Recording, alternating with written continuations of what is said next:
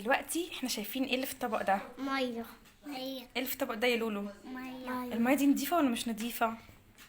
نضيفه. ده بيكون شكل ايدينا لما بنكون منضفينها جدا. طيب بعد بقى ما بيبقى فيها ميكروبات، احنا هنشوف الميكروبات كده.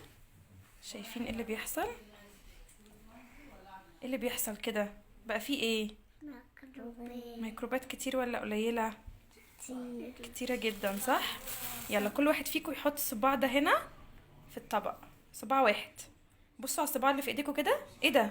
ميكروبات الميكروبات لسه في الطبق ولا بقت في ايديكم؟ في ايدينا. في ايديكم. طيب علشان نشوف الميكروبات دي ازاي تروح وما تقربش مننا تاني، حطوا ايديكم هنا كده.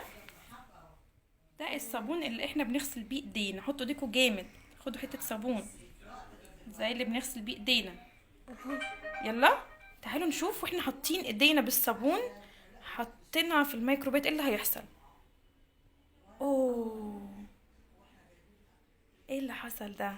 مهم نغسل ايدينا ولا لأ؟ مهم. عشان الميكروبات تبعد عن ايدينا على طول.